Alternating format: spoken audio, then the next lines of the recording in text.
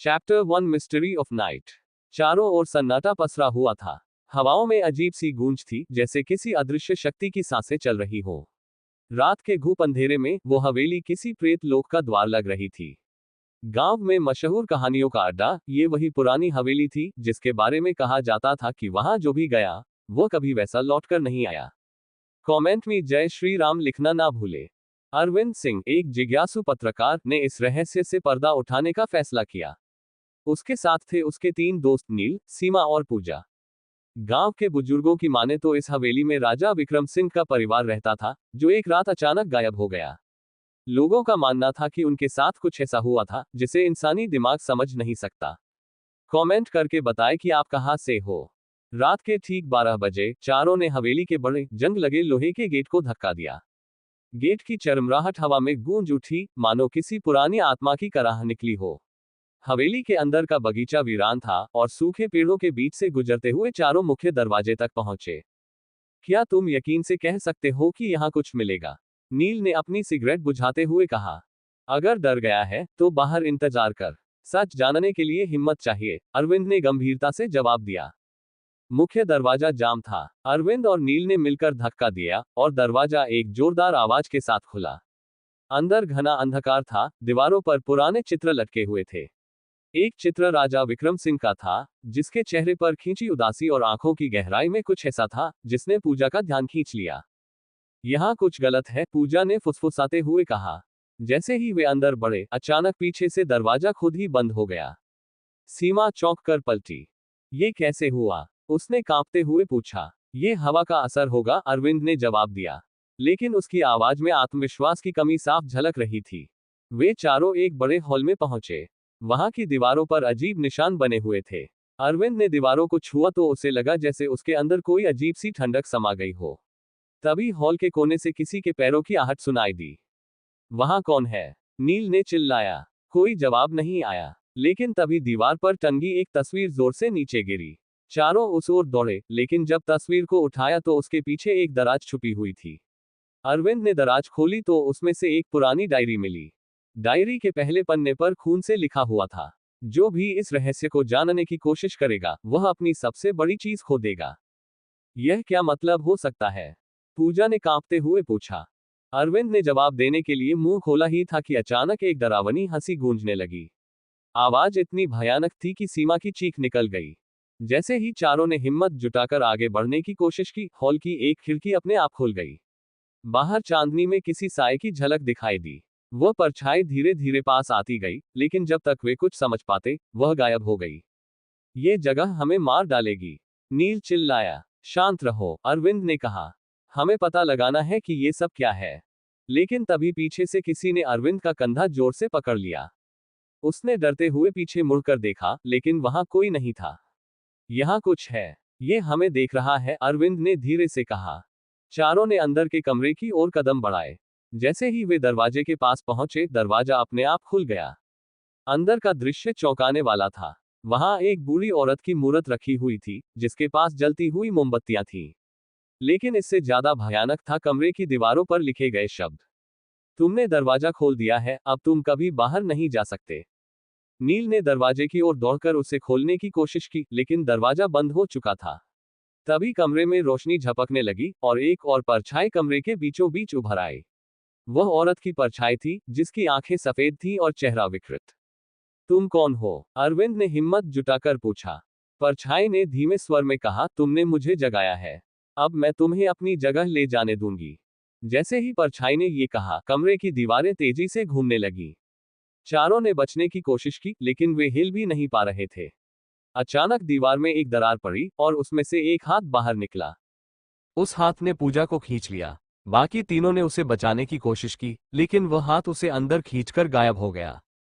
अरविंद, नील और सीमा ने चीखते हुए दरवाजे की ओर भागने की कोशिश की। तभी अचानक पूरे कमरे में गहरी खामोशी छा गई। दरवाजे पर फिर से 3 बार दस्तक हुई। इस बार आवाज और भी डरावनी थी। अब क्या? नील ने कांपते हुए पूछा। जवाब में दरवाजा खुला और बाहर वही परछाई खड़ी थी, लेकिन इस बार उसके पीछे पूजा भी थी। उसकी आंखें सफेद हो चुकी थीं। अब तुम मेरी दुनिया में आ चुके हो, उसने कहा। और अचानक दरवाजा खुद ब खुद बंद हो गया। दरवाजा बंद होते ही चारों ओर सन्नाटा छा गया। अरविंद, नील और सीमा ने घबराकर चारों ओर देखा। कमरा अब पूरी तरह अंधेरे में डूब चुका था। यह क्या हो रहा है? सीमा ने कांपते हुए पूछा। तभी कमरे के कोने में एक धीमी आवाज गूंजी, जैसे कोई फुसफुसा रहा हो। अरविंद ने टॉर्च उस दिशा में घुमाई। वहां दीवार पर खून से कुछ लिखा हुआ था। जो लौटकर आएगा, वह क्या इंसान रहेगा? अरविंद की टॉर्च झपकने लगी और अचानक बुझ गई। उसी क्षण किसी की धीमी मगर डरावनी हंसी उनके ठीक पीछे सुनाई दी।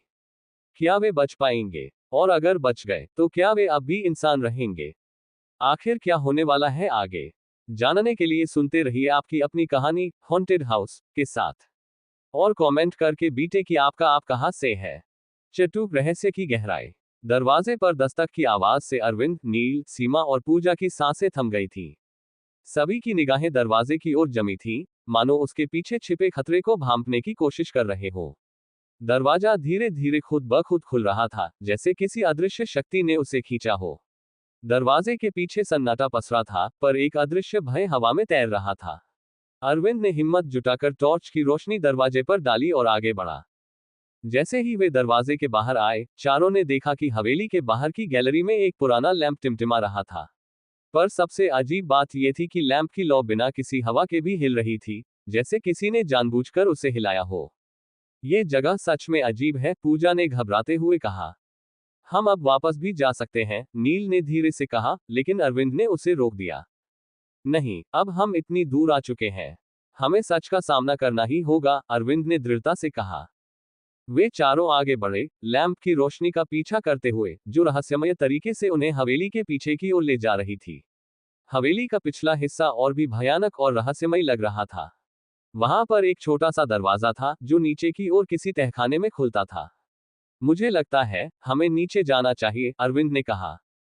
नील ने एक नजर अरविंद पर डाली, जैसे कह रहा हो कि यह सही निर्णय नहीं है, पर फिर भी उसने कोई विरोध नहीं किया। चारों ने हिम्मत जुटाई और उस तहखाने के दरवाजे को धक्का दिया। दरवाजा चरमराया और नीचे की सीढ़ियों का रास्ता खुल गया। अंदर घूप अंधेरा था, लेकिन टॉर्च की हल्की रोशनी में सीढ़ियां दिखाई दे रही थीं। सीढ़ियां काफी पुरानी और जर्जर थीं। एक एक कदम सोच समझकर रखना पड़ रहा था।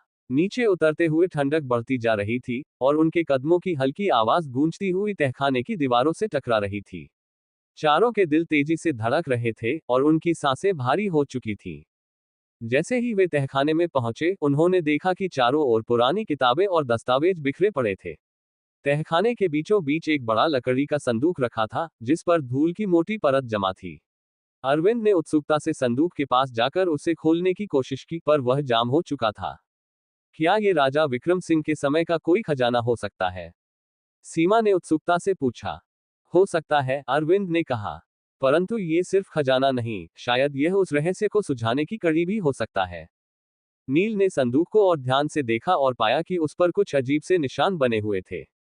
ये निशान किसी अनुष्ठान के प्रतीक जैसे लग रहे हैं, नील ने कहा। अरविंद ने संदूक पर हाथ फेरा, और तभी अचानक एक तेज हवा का झोंका उठा और तहखाने में रखी मोमबत्तियां बुझ गईं। अब केवल उनकी टॉर्च की हल्की रोशनी थी, जो उनकी आंखों के सामने अंधेरे को काट रही थी। यहाँ कुछ तो गड़बड़ है, पूजा ने कांपते हुए कहा। अचानक उन्होंने तहखाने के कोने से एक धीमी और डरावनी आवाज सुनी। ऐसा लगा जैसे कोई दर्द में कराह रहा हो। चारों की सांसें थम गईं। यह आवाज कहाँ से आ रही है? सीमा ने घबराते हुए पूछा। आवाज एक पुराने दरवाजे के पीछे से आ रही थी, जो तहखाने के सबसे गहरे कोने में था। अरविंद ने धीरे से दरवाजे के पास जाकर उसकी दरारों से झांकने की कोशिश की। अंदर कोई है, अरविंद ने धीरे से कहा। क्या तुम पागल हो गए हो? हमें यहां से निकल जाना चाहिए, नील ने दबे स्वर में कहा। लेकिन अरविंद ने उसकी बात अनसुनी कर दी और धीरे धीरे उस दरवाजे को खोलने की कोशिश की। दरवाजा जरा सी भी आवाज किए बिना खुल गया। अंदर का दृश्य चौंकाने वाला था। एक बड़ा सा कमरा था, जिसके बीचों बीच एक प्राचीन मूरत रखी हुई थी। मूरत के चारों ओर लाल रंग के धागों से बने कुछ अजीब से निशान बने हुए थे। ये जगह सच में भयानक है, सीमा ने कहा। जैसे ही अरविंद ने मूरत के पास जाने की कोशिश की, उसे अचानक अपने कंधे पर किसी का ठंडा हाथ महसूस हुआ। उसने पलटकर देखा, पर वहां कोई नहीं था। उसकी सांसें तेज हो गईं, पर उसने खुद को संभाला। ये सब हमारा वहम है, उसने खुद को दिलासा दिया। अचानक से कमरे की दीवार पर बने चित्र खुद ब खुद हिलने लगे। चारों ने एक दूसरे को देखा और एक पल के लिए मानो उनकी रूह कांप गई। दीवारों से कुछ अजीब सी आवाजें आ रही थीं, मानो कोई उनसे कुछ कहने की कोशिश कर रहा हो। तभी नील को एक कागज का टुकड़ा फर्श पर पड़ा हुआ दिखाई दिया। उसने उस कागज को उठाया और देखा कि उस पर कुछ लिखा था। कागज पर लिखा था, अगर तुमने ये पढ़ लिया है तो अब तुम इस हवेली का हिस्सा बन चुके हो। ये पढ़ते ही नील के चेहरे का रंग उड़ गया। उसने कागज को सभी को दिखाया। अब वे सभी घबराए हुए थे। ये सब क्या है? पूजा ने कांपते हुए पूछा। ये जगह, ये हवेली हमें फंसा रही है, सीमा ने डरते हुए कहा। अरविंद ने तुरंत वहां से बाहर निकलने का सुझाव दिया। चारों ने दौड़ते हुए तहखाने की सीढ़ियां चढ़नी शुरू की, पर जैसे ही वे बाहर की ओर बढ़े, हवेली का दरवाजा बंद हो चुका था। नील ने दरवाजे को धक्का देने की कोशिश की, पर वो टस से मस नहीं हुआ। सभी ने मिलकर दरवाजे को खोलने की कोशिश की, लेकिन वह जैसे किसी अदृश्य शक्ति से बंद था। अब हम क्या करें? पूजा ने रोते हुए कहा। अचानक हवेली में से एक भारी और गूंजती हुई हंसी सुनाई दी। आवाज इतनी डरावनी थी कि उनके शरीर में एक सिहरन दौड़ गई। ये कौन है? अरविंद ने आवाज की दिशा में देखते हुए कहा। तुम्हें लगता है तुम यहां से निकल सकते हो? एक भारी आवाज गूंजी। चारों ने इधर उधर देखा, पर उन्हें कोई दिखाई नहीं दिया, परंतु वो आवाज अब करीब आ रही थी। तुम सबने मेरे घर में प्रवेश किया है, आवाज ने कहा। अब तुम मेरे मेहमान हो, और कोई मेहमान इस हवेली से जिंदा नहीं लौटता। ये सुनकर चारों के होश उड़ गए। वे समझ नहीं पा रहे थे कि यह सब क्या हो रहा है। हमें जल्दी से कुछ करना होगा, अरविंद ने कहा। नील ने अचानक एक खिड़की पर नजर डाली। शायद हम यहां से बाहर निकल सकते हैं। चारों खिड़की की ओर बढ़े और मिलकर उसे तोड़ने की कोशिश की। जैसे ही खिड़की का शीशा टूटा, एक और अजीब घटना घटी। हवेली के सारे दरवाजे और खिड़कियां अपने आप बंद हो गईं, और एक घना धुआं कमरे में भरने लगा।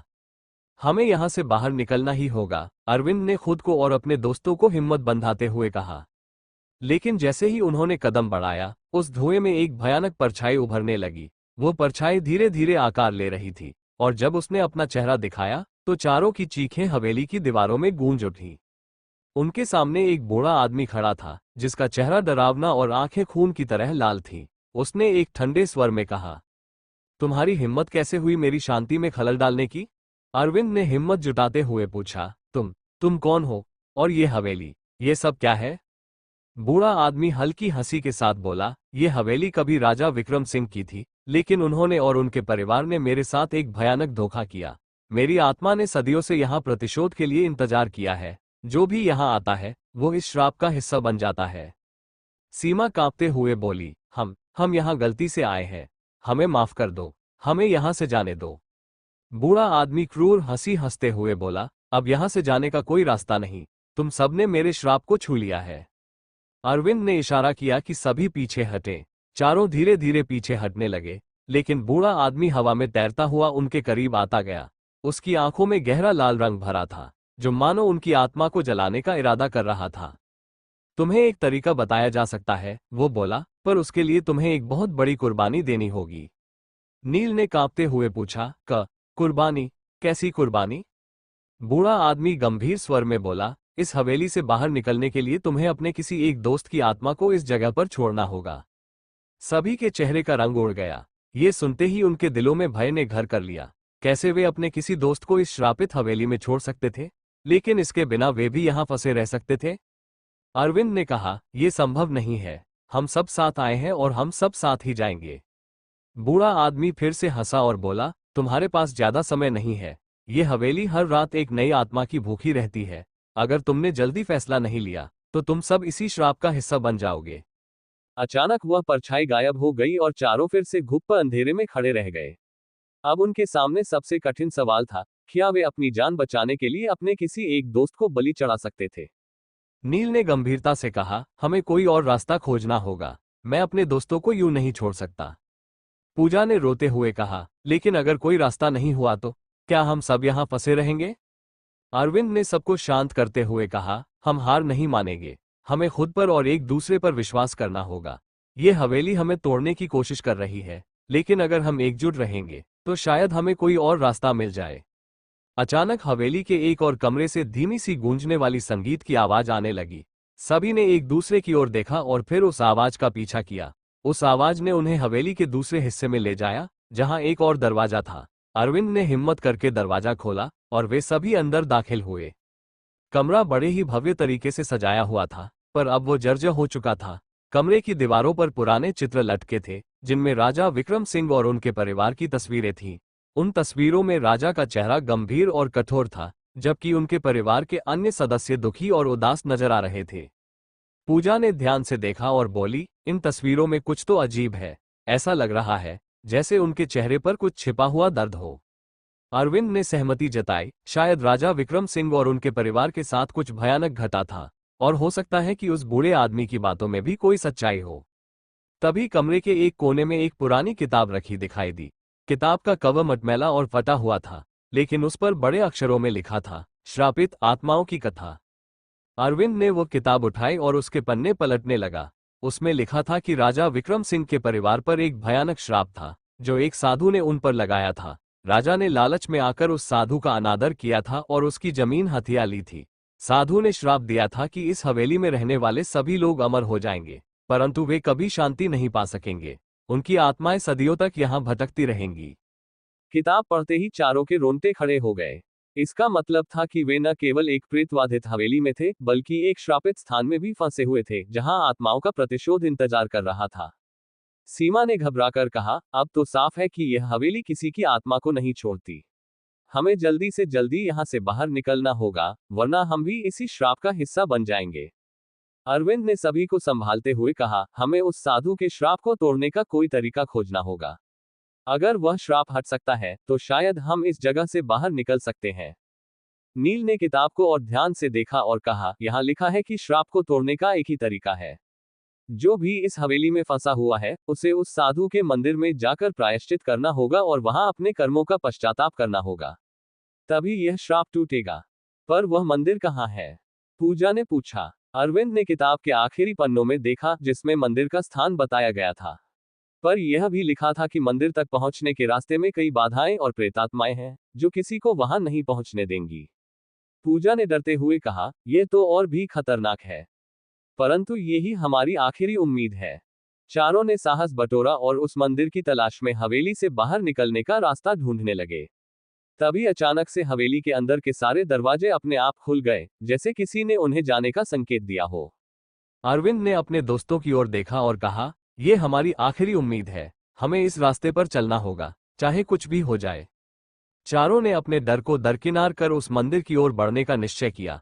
जैसे ही वे हवेली के बाहर निकले, एक सर्द हवा का झोंका उनके चेहरे पर लगा, जैसे कि वो हवेली उन पर हंस रही हो, उनकी परीक्षा लेने के लिए तैयार हो।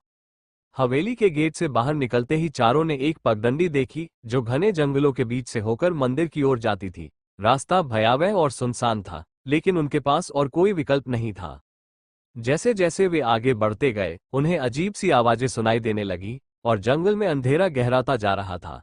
पत्तों की सरसराहट, जानवरों की आवाजें और बीच बीच में गूंजती हुई हंसी ने उनके दिलों में डर बैठा दिया था। पूजा ने धीरे से कहा, क्या हम सही रास्ते पर हैं? ये जगह इतनी डरावनी क्यों लग रही है?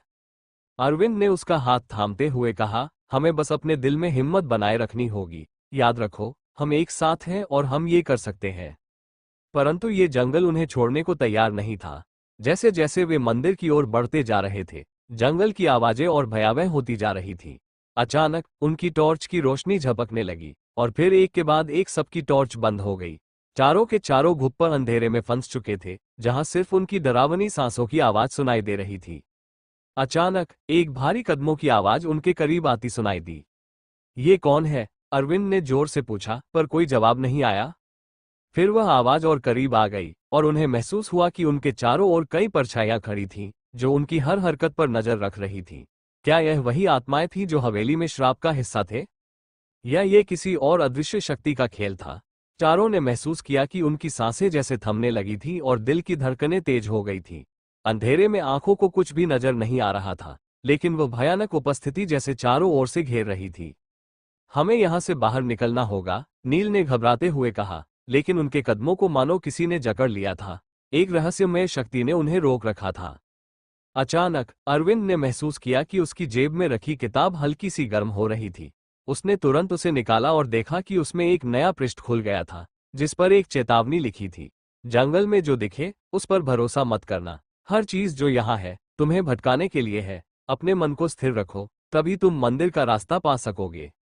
अरविंद ने सभी को किताब की चेतावनी के बारे में बताया। उन्होंने अपने डर को काबू में रखने की कोशिश की और धीमे धीमे आगे बढ़ने लगे। जैसे ही वे आगे बढ़े, उन्हें एक हल्की सी रोशनी दूर से दिखाई दी। ये देखकर उनमें थोड़ी उम्मीद जागी। शायद वो मंदिर की रोशनी है, पूजा ने खुशी से कहा। लेकिन जैसे जैसे वे उस रोशनी के करीब पहुंचने लगे, वे समझ गए कि यह कोई मंदिर नहीं था, बल्कि एक अजीबोगरीब झोपड़ी थी। झोपड़ी की दीवारों पर कई विचित्र और डरावने प्रतीक बने हुए थे, और उसके भीतर से धीमी धीमी मंत्रों की आवाज आ रही थी। नील ने हिम्मत करके झोपड़ी में झांकने की कोशिश की, तभी एक बूढ़ी औरत अंदर से बाहर आई।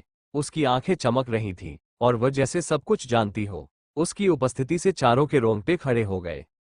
तुम सब यहाँ क्यों आए हो? उसने ठंडी और खौफनाक आवाज में पूछा। अरविंद ने उससे मदद मांगने की कोशिश की। हम उस श्राप को तोड़ना चाहते हैं जो हवेली पर है। क्या आप हमें मंदिर का रास्ता बता सकती हैं? बूढ़ी औरत ने हल्की सी हंसी हंसी और बोली, मंदिर का रास्ता इतना आसान नहीं है। केवल वही लोग वहां पहुंच सकते हैं जिनका इरादा साफ और हृदय पवित्र हो। क्या तुम सब इस परीक्षा के लिए तैयार हो? चारों ने एक दूसरे की ओर देखा और फिर एक साथ हामी भर दी। बूढ़ी औरत ने उन्हें एक रहस्यमय दिशा में इशारा करते हुए कहा, इस रास्ते पर चलो, पर ध्यान रखना, जो भी दिखे उसे असली मत समझना। यहाँ की हर चीज तुम्हें भटकाने के लिए है। जो भय का सामना करेगा वही मंदिर की देहरी तक पहुंचेगा। जैसे ही वे उस रास्ते पर आगे बढ़ने लगे, जंगल घना और अंधकार में होता जा रहा था। पेड़ों की शाखाएं उनके कपड़ों को पकड़ने की कोशिश कर रही थीं, और घने अंधेरे में विचित्र आवाजें उनके कानों में गूंजने लगी। ऐसा लग रहा था जैसे ये जंगल भी उन्हें रोकने का हर संभव प्रयास कर रहा हो। तभी सीमा को लगा कि उसके पास उसकी मां खड़ी है, उसे पुकार रही है। सीमा, मेरी बच्ची, कहाँ जा रही हो? वह आवाज बहुत सजीव और असली लग रही थी। सीमा उस आवाज की ओर मुड़ी, लेकिन अरविंद ने उसका हाथ पकड़ लिया। याद है, हमें किसी भी चीज पर भरोसा नहीं करना है, उसने उसे चेतावनी दी। सीमा ने समझा कि यह सिर्फ एक छलावा था। सभी ने डर को काबू में रखते हुए आगे बढ़ना जारी रखा। काफी देर बाद एक छोटी सी खुली जगह पर पहुंचते ही उन्हें मंदिर की परछाई दिखी। सभी ने राहत की सांस ली, लेकिन तभी हवा में एक जोरदार चीख गूंजी और पूरा वातावरण भयानक सन्नाटे में बदल गया। उनके सामने अचानक से वही बूढ़ा आदमी प्रकट हो गया। उसकी आंखें और ज्यादा लाल थीं, और चेहरे पर क्रूरता भरी हंसी थी। उसने कहा, तुम मंदिर तक नहीं पहुंच सकते, कोई भी यहां से भाग नहीं सकता। अरविंद ने हिम्मत से जवाब दिया, हम इस श्राप को तोड़कर रहेंगे। बूढ़ा आदमी गुस्से में गरज उठा, अच्छा तो देखो मेरी शक्ति। उसके इशारे से चारों दिशाओं से आत्माएं प्रकट होने लगी, जो चीखती चिल्लाती उनकी ओर बढ़ने लगी। ये देखकर चारों के दिलों में एक भयंकर डर भर गया, लेकिन उन्होंने एक दूसरे का हाथ कसकर पकड़ लिया और मंदिर की ओर दौड़ने लगे। मंदिर के दरवाजे पर पहुंचते ही आत्माएं रुक गईं, जैसे किसी शक्ति ने उन्हें रोक दिया हो। चारों ने जल्दी से मंदिर के अंदर प्रवेश किया। अंदर का वातावरण शांत और दिव्य था, लेकिन उनके दिलों की धड़कनें अभी भी तेज थीं। मंदिर के बीचों बीच एक साधु की प्रतिमा थी, जिसके सामने एक दिया जल रहा था। अरविंद ने प्रतिमा के सामने हाथ जोड़कर कहा, हे महान साधु, हमने यहाँ आने की हिम्मत की है, कृपया हमें इस श्राप से मुक्त कर दें। प्रतिमा के सामने रखा दिया अचानक से और तेज जलने लगा।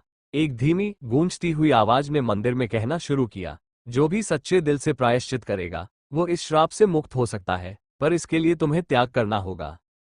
किस तरह का त्याग? नील ने कांपते हुए पूछा। आवाज ने जवाब दिया, तुम में से किसी एक को अपनी आत्मा को यहाँ छोड़ना होगा, ताकि बाकी लोग श्राप से मुक्त हो सकें। ये सुनते ही चारों के चेहरों पर सन्नाटा छा गया। CH3 रहस्यमय जिज्ञासा का जाल। अरविंद, नील, पूजा और सीमा इस भयानक सच्चाई को सुनकर स्तब्ध रह गए। मंदिर की गूंजती हुई आवाज मानो उनके दिलों में एक तेज झनकार बनकर गूंज रही थी। सभी एक दूसरे की ओर असहाय नजरों से देख रहे थे। उस पवित्र स्थान पर आत्मा के त्याग की मांग ने उनके अंदर भय का एक नया बीज बो दिया था। अरविंद ने हिम्मत करते हुए कहा, हम सब यहाँ एक साथ आए हैं, और हम सब एक साथ ही यहाँ से निकलेंगे। किसी को भी अपनी आत्मा को यहाँ छोड़ने की जरूरत नहीं होनी चाहिए। अगर और कोई तरीका है तो हमें वही अपनाना चाहिए। लेकिन मंदिर की आवाज एक बार फिर गूंजी, ये श्राप केवल बलिदान से ही टूट सकता है। बिना किसी एक के त्याग के यहाँ से निकलने का कोई और रास्ता नहीं है। तुम सब या तो हमेशा के लिए यहाँ बंधे रहोगे या फिर किसी एक को कुर्बानी देनी होगी। ये सुनकर पूजा के आंसू बह निकले। उसने थरथराते होठों से कहा, क्या यही हमारी किस्मत है? हम सिर्फ एक सच्चाई जानने के लिए यहाँ आए थे, और अब हमें इसकी इतनी भारी कीमत चुकानी होगी? नील ने पूजा को सहारा देते हुए कहा, हो सकता है कि यह हमारी परीक्षा हो। अगर हम मजबूती से एकजुट रहें तो शायद हमें इसका कोई और रास्ता मिल जाएगा। हमें आसानी से हार नहीं माननी चाहिए। सीमा ने सहमति जताते हुए कहा, लेकिन हमें यहां से निकलने के लिए कोई ठोस कदम उठाना होगा। हम ऐसे खड़े होकर इंतजार नहीं कर सकते कि कोई चमत्कार हो जाए। उसी समय मंदिर की गूंजती हुई आवाज फिर से सुनाई दी, तुम सबके पास केवल कुछ समय है। इस मंदिर से बाहर जाते ही तुम्हारे रास्ते कठिन और दुर्गम हो जाएंगे। ये जंगल तुम्हें हमेशा के लिए बांधने का इंतजार कर रहा है। केवल तुम्हारे बलिदान का निर्णय ही तुम्हें इस श्राप से मुक्त कर सकता है। चारों ने उस आवाज को ध्यान से सुना और मंदिर के बाहर जाने का निर्णय लिया। वे जानते थे कि उनके सामने कठिनाइयों का पहाड़ है, लेकिन उम्मीद का दामन थामे उन्होंने मंदिर से बाहर कदम रखा। जैसे ही वे बाहर आए, हवा में एक अजीब सी सर्दी फैल गई। चारों ओर से आवाजें गूंजने लगीं, जैसे कोई अनजानी शक्ति उनका पीछा कर रही हो। नील ने अपने साथियों की ओर देखा और बोला, हमें जल्दी से जल्दी यहां से निकलना होगा। इस जंगल का हर पेड़, हर झाड़ी जैसे हमारी एक एक चाल पर नजर रख रही है। चारों ने एक दूसरे के हाथ पकड़े और जंगल की पगडंडी पर चलने लगे। उन्हें समझ नहीं आ रहा था कि कहाँ जाना है, बस उनकी कोशिश थी कि किसी तरह इस श्रापित जंगल से बाहर निकले। अंधेरा घना होता जा रहा था और ठंडी हवा उनके रोंगटे खड़े कर रही थी। चलते चलते अचानक नील को कुछ महसूस हुआ। उसने पीछे मुड़कर देखा, पर वहां कुछ भी नहीं था, लेकिन उसके कानों में किसी के हल्के हल्के कदमों की आवाज आ रही थी। उसने अरविंद से कहा, मुझे ऐसा लग रहा है कि कोई हमारा पीछा कर रहा है। अरविंद ने भी ध्यान दिया और उसके कानों में भी वह हल्की आवाज सुनाई दी। उन्होंने बाकी साथियों को इशारा किया कि वे सावधान रहें। चारों ने कदम धीमे कर लिए और इधर उधर देखना शुरू किया, लेकिन घना अंधेरा उनकी नजरों को धोखा दे रहा था। अचानक एक पेड़ के पीछे से वही बूढ़ा आदमी प्रकट हुआ। उसकी आंखों में एक अजीब सी चमक थी और चेहरे पर एक रहस्यमयी मुस्कान। उसने हंसते हुए कहा, तुम लोग कितनी भी कोशिश कर लो, इस जंगल से बाहर नहीं निकल पाओगे। ये श्रापित स्थान है जो आत्माओं को अपनी तरफ खींचता है। सीमा ने गुस्से में कहा, तुम्हें क्या मिलेगा हमें यहाँ फंसाकर? हम तुम्हारा क्या बिगाड़ रहे हैं? बूढ़ा आदमी हंसते हुए बोला, ये जगह मेरी भी कब्रगाह है। मैं भी इस श्राप का हिस्सा हूँ और तुम सबकी आत्माएं भी जल्द ही इस श्राप का हिस्सा बन जाएंगी। तुम सब में से किसी एक का बलिदान ही तुम्हें इस दर्द से मुक्त कर सकता है। अरविंद ने बूढ़े आदमी से कहा, हम यहाँ से भागने का कोई और तरीका ढूंढेंगे। तुम्हारे कहे अनुसार हम किसी की आत्मा को बलिदान नहीं दे सकते। बूढ़ा आदमी ठंडी हंसी हंसते हुए बोला, तुम्हारी हर कोशिश बेकार जाएगी। इस श्राप को केवल बलिदान ही तोड़ सकता है। या तो तुम मान जाओ, या फिर तुम सबको यहाँ पर हमेशा के लिए भटकते रहना होगा। बूढ़ा आदमी यह कहकर गायब हो गया। उसके जाने के बाद चारों ने राहत की सांस ली, लेकिन उनके दिलों में डर और भी गहरा हो गया था। आगे बढ़ते हुए रास्ते में उन्हें एक पुरानी टूटी फूटी झोपड़ी दिखाई दी। झोपड़ी का दरवाजा खुला था और अंदर से हल्की हल्की रोशनी आ रही थी। अरविंद ने बाकी साथियों से कहा, शायद हमें यहाँ कुछ सुराग मिल सके। चारों झोपड़ी में दाखिल हुए और देखा कि दीवारों पर अजीब चित्र बने हुए थे। चित्रों में कुछ लोगों को आत्मा के रूप में फंसते हुए दिखाया गया था। दीवार के एक कोने में कुछ लिखावट भी थी। अरविंद ने पास जाकर उसे पढ़ा। केवल वही इस श्राप से बच सकते हैं जो अपनी आत्मा की शक्ति को समझे। बलिदान जरूरी है, लेकिन वो बलिदान किसी को छोड़ने का नहीं, बल्कि अपने डर को कुर्बान करने का है। ये शब्द उनके दिलों में एक आशा की किरण लेकर आए। क्या इसका मतलब ये था कि वे अपनी आत्मा को बलिदान किए बिना भी इस श्राप से मुक्ति पा सकते हैं? नील ने उत्साह से कहा, हो सकता है। इसका अर्थ ये हो कि हमें अपने डर का सामना करना होगा। हमें इस श्रापित जगह का सच जानने और खुद को मुक्त करने के लिए अपने डर पर विजय पानी होगी। अरविंद ने गंभीरता से कहा, लेकिन इसका मतलब क्या है? हमें अपने डर का सामना कैसे करना होगा? उसी समय झोपड़ी के अंदर एक अजीब सी गूंजने वाली आवाज गूंजी, तुम्हारे अंदर जो डर है वही तुम्हें यहाँ बांधे हुए है। अगर तुम उस डर का सामना करने की हिम्मत कर सको तो ही तुम मुक्त हो पाओगे। इस बात ने उन्हें एक नए रास्ते की ओर सोचने पर मजबूर किया। शायद यही वो बलिदान था जिसकी मंदिर में मांग थी। एक ऐसा बलिदान जिसमें किसी की आत्मा को नहीं, बल्कि उनके डर को कुर्बान करना था। चारों ने एक दूसरे की ओर देखा और अपने डर को पहचानने की कोशिश की। पूजा ने कहा, मेरा सबसे बड़ा डर है कि मैं अकेली रह जाऊं। मैं हमेशा दूसरों के सहारे पर निर्भर रही हूं और इस भयानक जगह में भी मुझे यही डर सबसे ज्यादा सता रहा है। सीमा ने धीमे स्वर में कहा, मुझे अंधेरे से डर लगता है। जब भी अंधेरा होता है मुझे ऐसा लगता है कि कोई मुझे घेर लेगा और मैं कभी इससे बाहर नहीं निकल पाऊंगी। अरविंद ने गहरी सांस लेते हुए कहा, मेरा सबसे बड़ा डर है कि मैं अपनी नाकामी के कारण अपने दोस्तों को नुकसान पहुंचाऊंगा। अगर यहां से निकलने का कोई रास्ता नहीं मिला तो मैं खुद को कभी माफ नहीं कर पाऊंगा। नील ने भी अपना डर बयां किया। मुझे अपने आप पर विश्वास नहीं है। मुझे हमेशा लगता है कि मैं कुछ बड़ा नहीं कर पाऊंगा, और इस श्रापित जगह में फंसा रहना उस डर की सबसे बड़ी परछाई है। चारों ने एक दूसरे के डर को सुना और महसूस किया कि उन्हें इन सभी भयावहता का सामना करना ही होगा। तभी झोपड़ी की दीवारों पर बनी आकृतियां धीरे धीरे धुंधली पड़ने लगी, और वे महसूस करने लगे कि उनकी जगह हल्की रोशनी से भर रही थी। ऐसा लग रहा था कि उनकी आत्मा का भार हल्का हो रहा है। अचानक झोपड़ी में एक उज्ज्वल प्रकाश फैला और उन्हें एक दरवाजा दिखाई दिया, जो उस श्रापित जंगल से बाहर का रास्ता हो सकता था। अरविंद ने मुस्कुराते हुए कहा, मुझे लगता है कि यही वह रास्ता है जो हमें इस श्राप से मुक्त कर सकता है। हमें अपने डर का सामना करने के बाद ही ये दरवाजा खोलना चाहिए। चारों ने एक दूसरे की तरफ देखा और एक सहमति भरी मुस्कान के साथ दरवाजे की ओर कदम बढ़ाया। डर अब उनके दिलों में नहीं था, बल्कि एक नई शक्ति ने उन्हें घेर लिया था। वे जानते थे कि अपने डर को स्वीकार कर उसे कुर्बान करने का साहस ही इस श्राप से उनकी मुक्ति का रास्ता था। जैसे ही उन्होंने दरवाजे के करीब पहुंचकर उसे छुआ, दरवाजा एक हल्की आवाज के साथ खुल गया और उसके पीछे एक घना सफेद प्रकाश बिखर गया। उन्होंने एक पल के लिए उस रोशनी की ओर देखा और फिर एक एक कर दरवाजे से बाहर निकल गए। जैसे ही वे दरवाजे के दूसरी ओर पहुंचे, उन्हें महसूस हुआ कि वे अब एक सामान्य जंगल में आ गए हैं। वो घना अंधकार और डरावनी आवाजें अब गायब थीं। आसपास केवल शांत वातावरण था और पक्षियों की चहचहाहट सुनाई दे रही थी। नील ने राहत की सांस लेते हुए कहा, हमने कर दिखाया। आखिरकार हम इस श्राप से मुक्त हो गए। पूजा ने उसकी ओर देखा और कहा, हाँ, और इस बार हम सब एक दूसरे की वजह से बाहर निकल पाए। ये हमारे विश्वास और साहस की जीत है।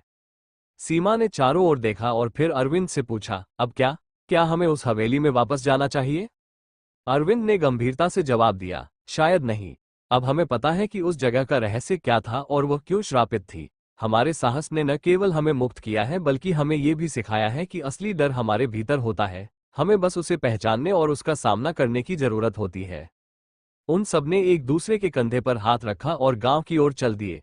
अब उस भयावह घटना को लेकर उनके मन में कोई डर नहीं था। वे जानते थे कि उन्होंने एक अदृश्य दुश्मन को हराया है, जिसने उन्हें उनके डर से बंधे रखा था। जैसे जैसे वे गांव के पास पहुंचे, सूरज की किरणें उनके चेहरों पर पड़ रही थीं। यह एक नई शुरुआत थी, उनके लिए और उस जगह के लिए भी। उन्हें पता था कि उन्होंने उस श्रापित स्थान को एक तरह से मुक्त कर दिया है। लेकिन उनके मन में एक सवाल अब भी बाकी था, क्या वह बूढ़ा आदमी अब भी उसी जंगल में कैद है, या उसने भी अपने डर को पहचानकर अपनी मुक्ति पाली थी? यह एक रहस्य था, जिसका जवाब शायद उन्हें कभी नहीं मिल पाएगा। चारों ने मंदिर से बाहर कदम रखा, लेकिन बाहर का माहौल और भी भयानक हो गया था। चारों ओर अंधकार और ठंड का असर बढ़ गया था। जंगल जैसे उन्हें जकड़ने की कोशिश कर रहा था। अचानक पीछे से फिर वही बूढ़ा आदमी प्रकट हुआ। उसकी आंखें लाल हो रही थीं। उसने हंसते हुए कहा, तुम चाहो जितनी कोशिश कर लो, यहां से बाहर नहीं निकल पाओगे। ये जंगल तुम्हें बांध कर रखेगा। केवल बलिदान ही तुम्हें मुक्त कर सकता है। अरविंद ने हिम्मत दिखाते हुए कहा, हम तुम्हारे इस डर से भागने वाले नहीं हैं। हम अपनी आत्मा को बलिदान नहीं देंगे। बूढ़ा आदमी उन्हें चुनौती देता हुआ गायब हो गया, और चारों का मन और भी भयभीत हो गया।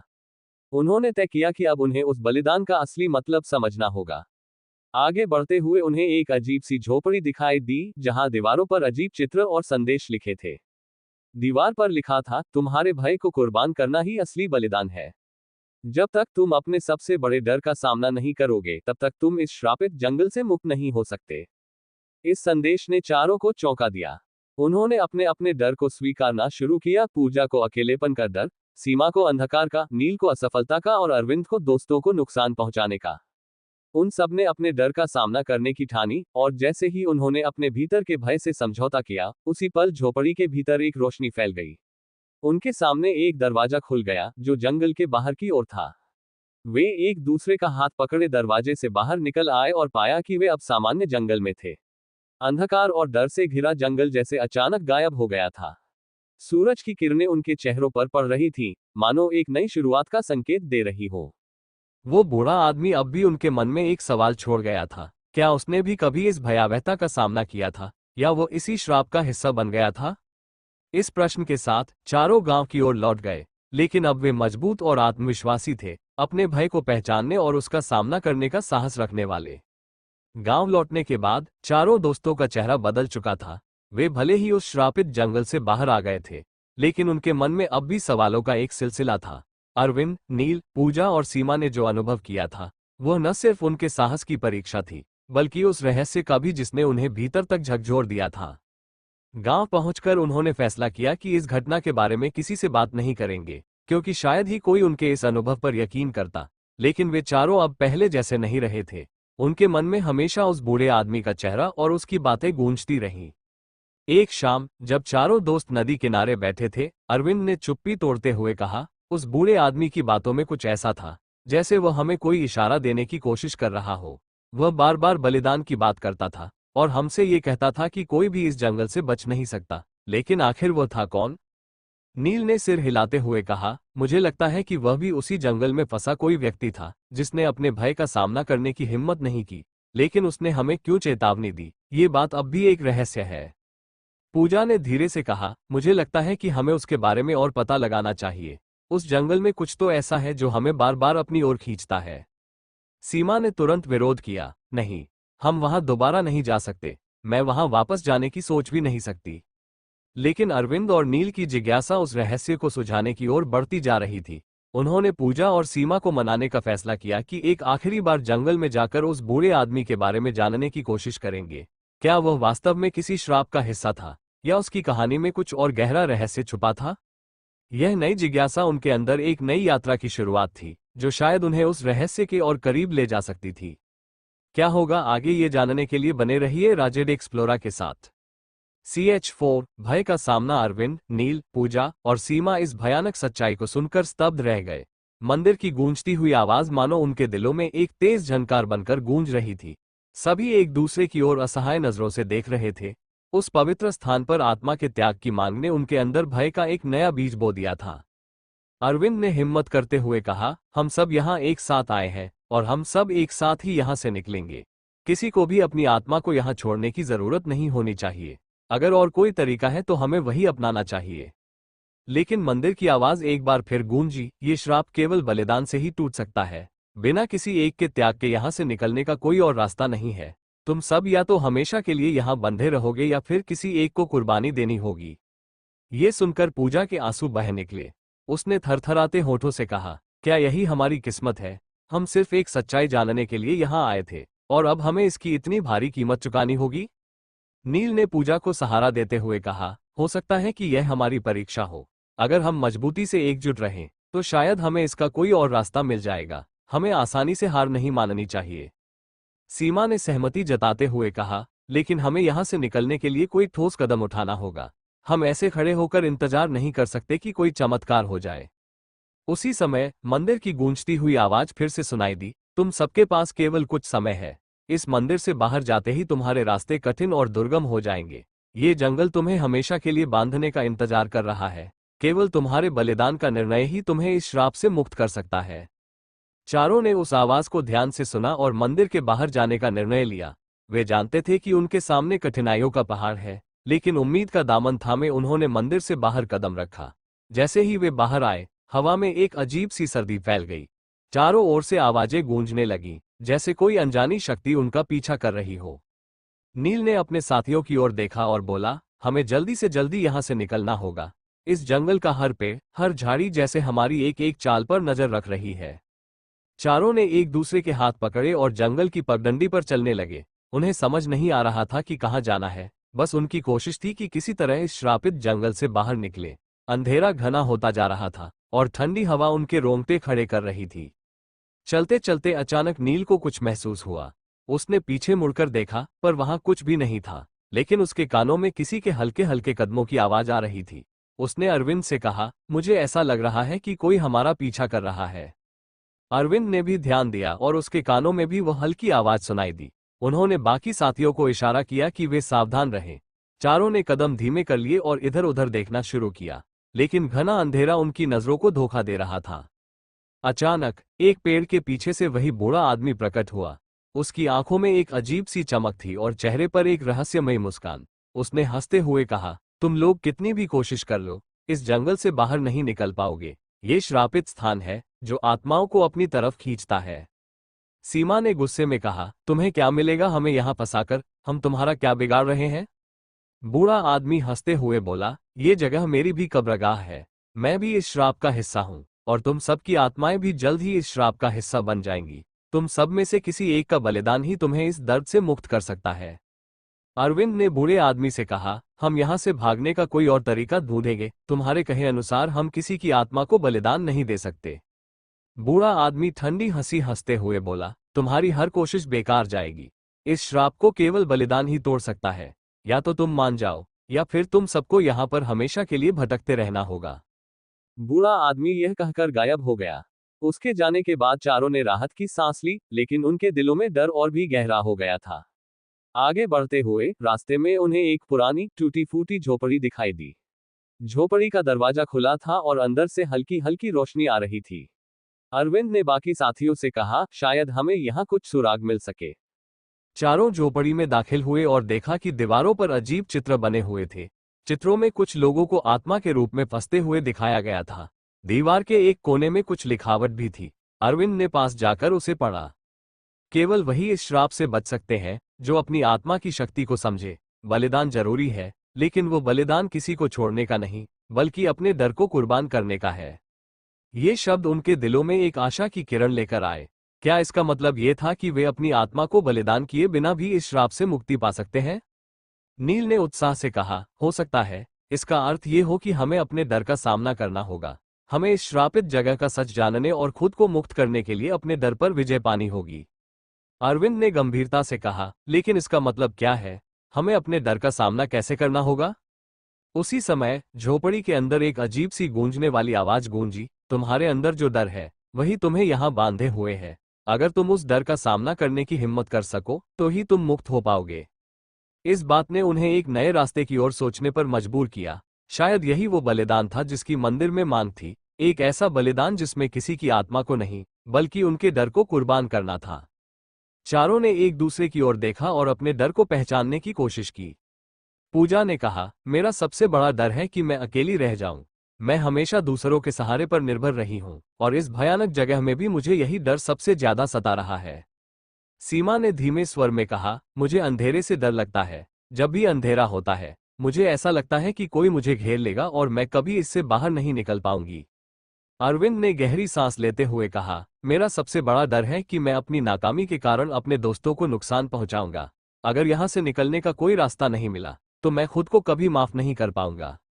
नील ने भी अपना डर बयां किया, मुझे अपने आप पर विश्वास नहीं है। मुझे हमेशा लगता है कि मैं कुछ बड़ा नहीं कर पाऊंगा और इस श्रापित जगह में फंसा रहना उस डर की सबसे बड़ी परछाई है। चारों ने एक दूसरे के डर को सुना और महसूस किया कि उन्हें इन सभी भयावहता का सामना करना ही होगा। तभी झोपड़ी की दीवारों पर बनी आकृतियां धीरे धीरे धुंधली पड़ने लगी और वे महसूस करने लगे कि उनकी जगह हल्की रोशनी से भर रही थी। ऐसा लग रहा था कि उनकी आत्मा का भार हल्का हो रहा है। अचानक झोपड़ी में एक उज्ज्वल प्रकाश फैला और उन्हें एक दरवाजा दिखाई दिया जो उस श्रापित जंगल से बाहर का रास्ता हो सकता था। अरविंद ने मुस्कुराते हुए कहा, मुझे लगता है कि यही वह रास्ता है जो हमें इस श्राप से मुक्त कर सकता है। हमें अपने डर का सामना करने के बाद ही ये दरवाजा खोलना चाहिए। चारों ने एक दूसरे की तरफ देखा और एक सहमति भरी मुस्कान के साथ दरवाजे की ओर कदम बढ़ाया। डर अब उनके दिलों में नहीं था, बल्कि एक नई शक्ति ने उन्हें घेर लिया था। वे जानते थे कि अपने डर को स्वीकार कर उसे कुर्बान करने का साहस ही इस श्राप से उनकी मुक्ति का रास्ता था। जैसे ही उन्होंने दरवाजे के करीब पहुंचकर उसे छुआ, दरवाजा एक हल्की आवाज के साथ खुल गया और उसके पीछे एक घना सफेद प्रकाश बिखर गया। उन्होंने एक पल के लिए उस रोशनी की ओर देखा और फिर एक एक कर दरवाजे से बाहर निकल गए। जैसे ही वे दरवाजे के दूसरी ओर पहुंचे, उन्हें महसूस हुआ कि वे अब एक सामान्य जंगल में आ गए हैं। वो घना अंधकार और डरावनी आवाजें अब गायब थीं। आसपास केवल शांत वातावरण था और पक्षियों की चहचहाहट सुनाई दे रही थी। नील ने राहत की सांस लेते हुए कहा, हमने कर दिखाया। आखिरकार हम इस श्राप से मुक्त हो गए। पूजा ने उसकी ओर देखा और कहा, हाँ, और इस बार हम सब एक दूसरे की वजह से बाहर निकल पाए। ये हमारे विश्वास और साहस की जीत है। सीमा ने चारों ओर देखा और फिर अरविंद से पूछा, अब क्या हमें उस हवेली में वापस जाना चाहिए? अरविंद ने गंभीरता से जवाब दिया, शायद नहीं। अब हमें पता है कि उस जगह का रहस्य क्या था और वह क्यों श्रापित थी। हमारे साहस ने न केवल हमें मुक्त किया है बल्कि हमें ये भी सिखाया है कि असली डर हमारे भीतर होता है। हमें बस उसे पहचानने और उसका सामना करने की जरूरत होती है। उन सबने एक दूसरे के कंधे पर हाथ रखा और गांव की ओर चल दिए। अब उस भयावह घटना को लेकर उनके मन में कोई डर नहीं था। वे जानते थे कि उन्होंने एक अदृश्य दुश्मन को हराया है जिसने उन्हें उनके डर से बंधे रखा था। जैसे जैसे वे गांव के पास पहुंचे, सूरज की किरणें उनके चेहरों पर पड़ रही थीं। यह एक नई शुरुआत थी, उनके लिए और उस जगह के लिए भी। उन्हें पता था कि उन्होंने उस श्रापित स्थान को एक तरह से मुक्त कर दिया है। लेकिन उनके मन में एक सवाल अब भी बाकी था, क्या वो बूढ़ा आदमी अब भी उसी जंगल में कैद है, या उसने भी अपने डर को पहचानकर अपनी मुक्ति पा ली थी? यह एक रहस्य था, जिसका जवाब शायद उन्हें कभी नहीं मिल पाएगा। चारों ने मंदिर से बाहर कदम रखा, लेकिन बाहर का माहौल और भी भयानक हो गया था। चारों ओर अंधकार और ठंड का असर बढ़ गया था। जंगल जैसे उन्हें जकड़ने की कोशिश कर रहा था। अचानक पीछे से फिर वही बूढ़ा आदमी प्रकट हुआ। उसकी आंखें लाल हो रही थीं। उसने हंसते हुए कहा, तुम चाहो जितनी कोशिश कर लो, यहां से बाहर नहीं निकल पाओगे। ये जंगल तुम्हें बांध कर रखेगा। केवल बलिदान ही तुम्हें मुक्त कर सकता है। अरविंद ने हिम्मत दिखाते हुए कहा, हम तुम्हारे इस डर से भागने वाले नहीं हैं। हम अपनी आत्मा को बलिदान नहीं देंगे। बूढ़ा आदमी उन्हें चुनौती देता हुआ गायब हो गया, और चारों का मन और भी भयभीत हो गया। उन्होंने तय किया कि अब उन्हें उस बलिदान का असली मतलब समझना होगा। आगे बढ़ते हुए उन्हें एक अजीब सी झोपड़ी दिखाई दी, जहां दीवारों पर अजीब चित्र और संदेश लिखे थे। दीवार पर लिखा था, तुम्हारे भय को कुर्बान करना ही असली बलिदान है। जब तक तुम अपने सबसे बड़े डर का सामना नहीं करोगे, तब तक तुम इस श्रापित जंगल से मुक्त नहीं हो सकते। इस संदेश ने चारों को चौंका दिया। उन्होंने अपने अपने डर को स्वीकारना शुरू किया। पूजा को अकेलेपन का डर, सीमा को अंधकार का, नील को असफलता का और अरविंद को दोस्तों को नुकसान पहुंचाने का। उन सबने अपने डर का सामना करने की ठानी, और जैसे ही उन्होंने अपने भीतर के भय से समझौता किया, उसी पल झोपड़ी के भीतर एक रोशनी फैल गई। उनके सामने एक दरवाजा खुल गया, जो जंगल के बाहर की ओर था। वे एक दूसरे का हाथ पकड़े दरवाजे से बाहर निकल आए और पाया कि वे अब सामान्य जंगल में थे। अंधकार और डर से घिरा जंगल जैसे अचानक गायब हो गया था। सूरज की किरणें उनके चेहरों पर पड़ रही थीं, मानो एक नई शुरुआत का संकेत दे रही हो। वो बूढ़ा आदमी अब भी उनके मन में एक सवाल छोड़ गया था, क्या उसने भी कभी इस भयावहता का सामना किया था, या वो इसी श्राप का हिस्सा बन गया था? इस प्रश्न के साथ चारों गांव की ओर लौट गए, लेकिन अब वे मजबूत और आत्मविश्वासी थे, अपने भय को पहचानने और उसका सामना करने का साहस रखने वाले। गांव लौटने के बाद चारों दोस्तों का चेहरा बदल चुका था। वे भले ही उस श्रापित जंगल से बाहर आ गए थे, लेकिन उनके मन में अब भी सवालों का एक सिलसिला था। अरविंद, नील, पूजा और सीमा ने जो अनुभव किया था, वह न सिर्फ उनके साहस की परीक्षा थी, बल्कि उस रहस्य का भी जिसने उन्हें भीतर तक झकझोर दिया था। गांव पहुंचकर उन्होंने फैसला किया कि इस घटना के बारे में किसी से बात नहीं करेंगे, क्योंकि शायद ही कोई उनके इस अनुभव पर यकीन करता। लेकिन वे चारों अब पहले जैसे नहीं रहे थे। उनके मन में हमेशा उस बूढ़े आदमी का चेहरा और उसकी बातें गूंजती रहीं। एक शाम, जब चारों दोस्त नदी किनारे बैठे थे, अरविंद ने चुप्पी तोड़ते हुए कहा, उस बूढ़े आदमी की बातों में कुछ ऐसा था, जैसे वह हमें कोई इशारा देने की कोशिश कर रहा हो। वह बार बार बलिदान की बात करता था, और हमसे ये कहता था कि कोई भी इस जंगल से बच नहीं सकता। लेकिन आखिर वह था कौन? नील ने सिर हिलाते हुए कहा, मुझे लगता है कि वह भी उसी जंगल में फंसा कोई व्यक्ति था, जिसने अपने भय का सामना करने की हिम्मत नहीं की। लेकिन उसने हमें क्यों चेतावनी दी, ये बात अब भी एक रहस्य है। पूजा ने धीरे से कहा, मुझे लगता है कि हमें उसके बारे में और पता लगाना चाहिए। उस जंगल में कुछ तो ऐसा है जो हमें बार बार अपनी ओर खींचता है। सीमा ने तुरंत विरोध किया, नहीं, हम वहां दोबारा नहीं जा सकते। मैं वहां वापस जाने की सोच भी नहीं सकती। लेकिन अरविंद और नील की जिज्ञासा उस रहस्य को सुझाने की ओर बढ़ती जा रही थी। उन्होंने पूजा और सीमा को मनाने का फैसला किया कि एक आखिरी बार जंगल में जाकर उस बूढ़े आदमी के बारे में जानने की कोशिश करेंगे। क्या वह वास्तव में किसी श्राप का हिस्सा था, या उसकी कहानी में कुछ और गहरा रहस्य छुपा था? यह नई जिज्ञासा उनके अंदर एक नई यात्रा की शुरुआत थी, जो शायद उन्हें उस रहस्य के और करीब ले जा सकती थी। क्या होगा आगे, ये जानने के लिए बने रहिए। CH5 मिलन और मुक्ति। अरविंद, नील, पूजा और सीमा इस भयानक सच्चाई को सुनकर स्तब्ध रह गए। मंदिर की गूंजती हुई आवाज मानो उनके दिलों में एक तेज झनकार बनकर गूंज रही थी। सभी एक दूसरे की ओर असहाय नजरों से देख रहे थे। उस पवित्र स्थान पर आत्मा के त्याग की मांग ने उनके अंदर भय का एक नया बीज बो दिया था। अरविंद ने हिम्मत करते हुए कहा, हम सब यहाँ एक साथ आए हैं, और हम सब एक साथ ही यहाँ से निकलेंगे।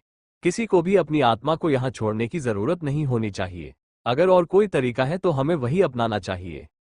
लेकिन मंदिर की आवाज एक बार फिर गूंजी, ये श्राप केवल बलिदान से ही टूट सकता है। बिना किसी एक के त्याग के यहाँ से निकलने का कोई और रास्ता नहीं है। तुम सब या तो हमेशा के लिए यहाँ बंधे रहोगे, या फिर किसी एक को कुर्बानी देनी होगी। ये सुनकर पूजा के आंसू बह निकले। उसने थरथराते होठों से कहा, क्या यही हमारी किस्मत है? हम सिर्फ एक सच्चाई जानने के लिए यहाँ आए थे, और अब हमें इसकी इतनी भारी कीमत चुकानी होगी? नील ने पूजा को सहारा देते हुए कहा, हो सकता है कि यह हमारी परीक्षा हो। अगर हम मजबूती से एकजुट रहें, तो शायद हमें इसका कोई और रास्ता मिल जाएगा। हमें आसानी से हार नहीं माननी चाहिए। सीमा ने सहमति जताते हुए कहा, लेकिन हमें यहाँ से निकलने के लिए कोई ठोस कदम उठाना होगा। हम ऐसे खड़े होकर इंतजार नहीं कर सकते कि कोई चमत्कार हो जाए। उसी समय मंदिर की गूंजती हुई आवाज फिर से सुनाई दी, तुम सबके पास केवल कुछ समय है। इस मंदिर से बाहर जाते ही तुम्हारे रास्ते कठिन और दुर्गम हो जाएंगे। ये जंगल तुम्हें हमेशा के लिए बांधने का इंतजार कर रहा है।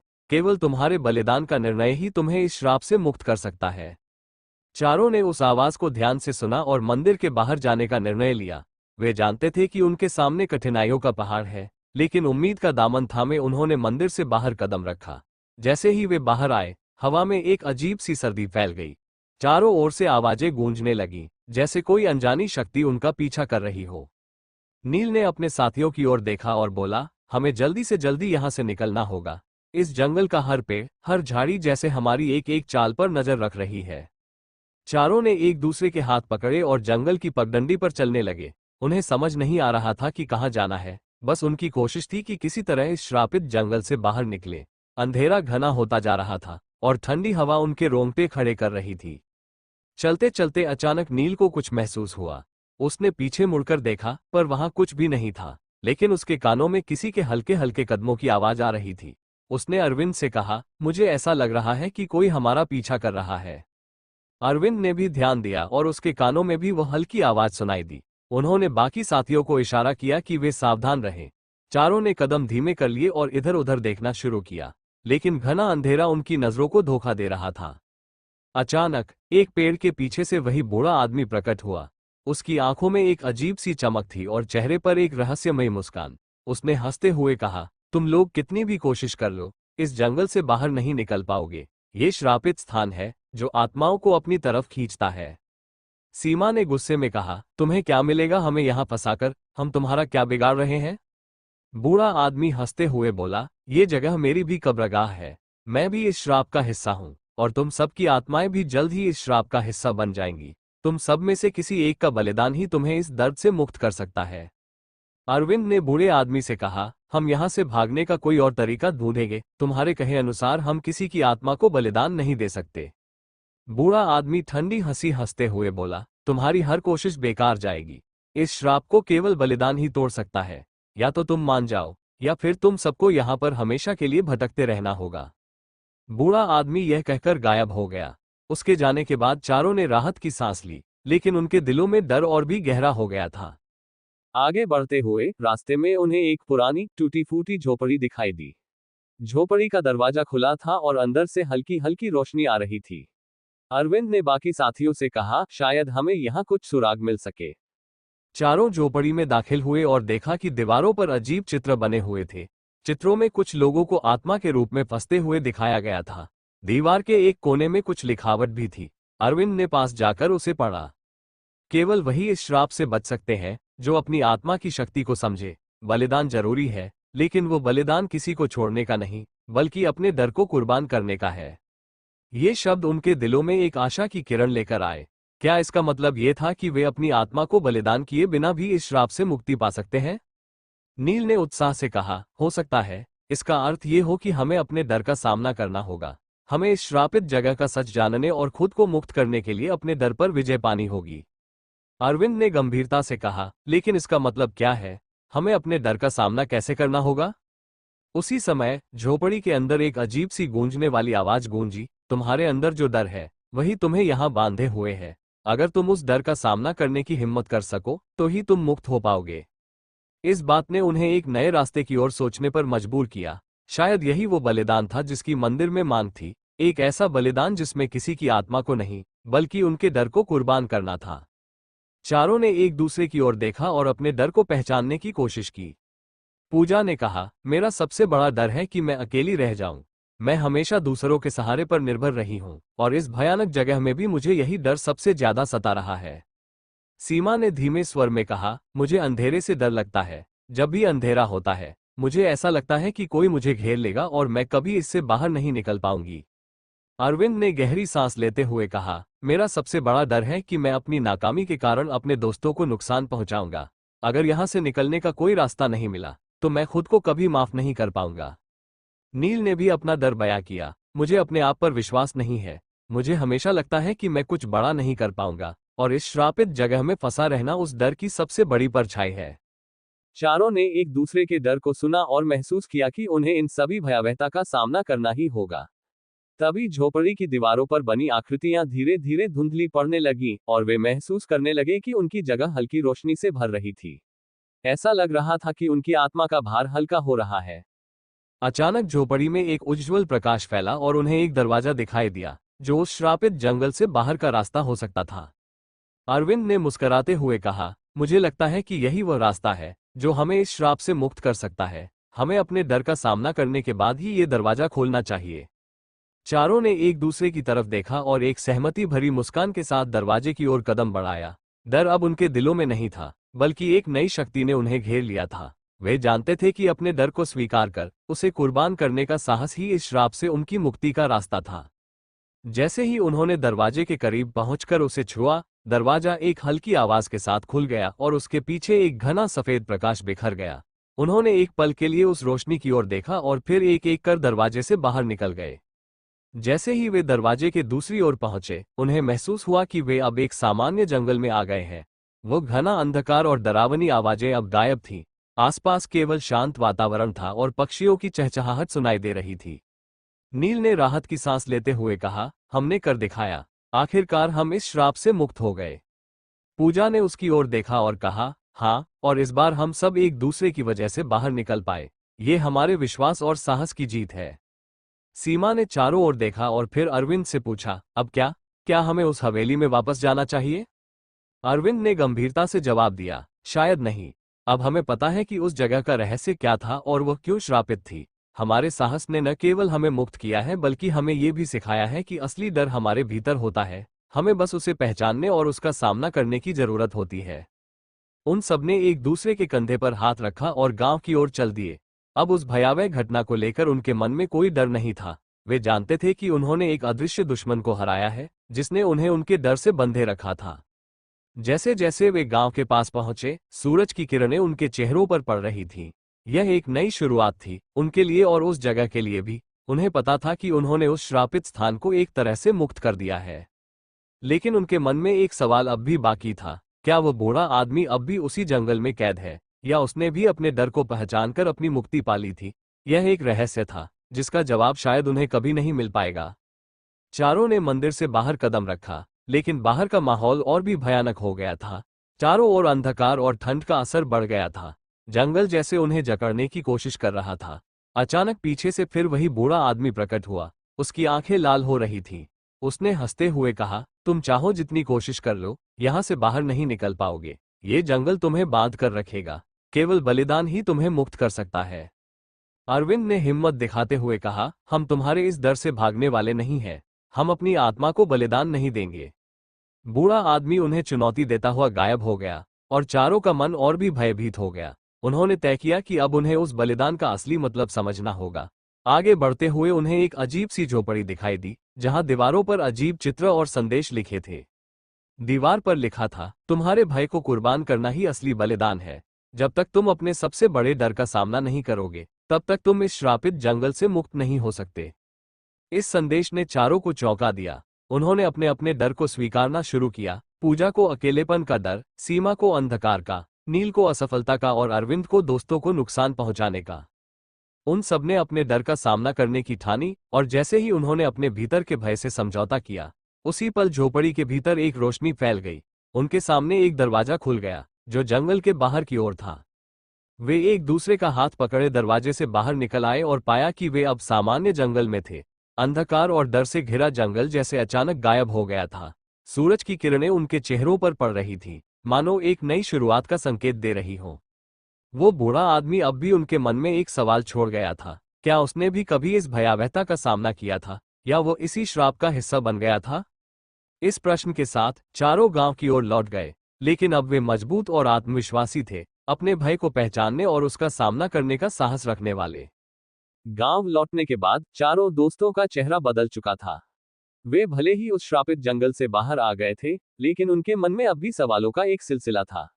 अरविंद, नील, पूजा और सीमा ने जो अनुभव किया था, वह न सिर्फ उनके साहस की परीक्षा थी, बल्कि उस रहस्य का भी जिसने उन्हें भीतर तक झकझोर दिया था। गांव पहुंचकर उन्होंने फैसला किया कि इस घटना के बारे में किसी से बात नहीं करेंगे, क्योंकि शायद ही कोई उनके इस अनुभव पर यकीन करता। लेकिन वे चारों अब पहले जैसे नहीं रहे थे। उनके मन में हमेशा उस बूढ़े आदमी का चेहरा और उसकी बातें गूंजती रहीं। एक शाम जब चारों दोस्त नदी किनारे बैठे थे, अरविंद ने चुप्पी तोड़ते हुए कहा, उस बूढ़े आदमी की बातों में कुछ ऐसा था जैसे वह हमें कोई इशारा देने की कोशिश कर रहा हो। वह बार बार बलिदान की बात करता था और हमसे ये कहता था कि कोई भी इस जंगल से बच नहीं सकता, लेकिन आखिर वह था कौन? नील ने सिर हिलाते हुए कहा, मुझे लगता है कि वह भी उसी जंगल में फंसा कोई व्यक्ति था जिसने अपने भय का सामना करने की हिम्मत नहीं की, लेकिन उसने हमें क्यों चेतावनी दी, ये बात अब भी एक रहस्य है। पूजा ने धीरे से कहा, मुझे लगता है कि हमें उसके बारे में और पता लगाना चाहिए। उस जंगल में कुछ तो ऐसा है जो हमें बार बार अपनी ओर खींचता है। सीमा ने तुरंत विरोध किया, नहीं, हम वहां दोबारा नहीं जा सकते, मैं वहां वापस जाने की सोच भी नहीं सकती। लेकिन अरविंद और नील की जिज्ञासा उस रहस्य को सुझाने की ओर बढ़ती जा रही थी। उन्होंने पूजा और सीमा को मनाने का फैसला किया कि एक आखिरी बार जंगल में जाकर उस बूढ़े आदमी के बारे में जानने की कोशिश करेंगे। क्या वह वास्तव में किसी श्राप का हिस्सा था, या उसकी कहानी में कुछ और गहरा रहस्य छुपा था? यह नई जिज्ञासा उनके अंदर एक नई यात्रा की शुरुआत थी, जो शायद उन्हें उस रहस्य के और करीब ले जा सकती थी। क्या होगा आगे, ये जानने के लिए बने रहिए।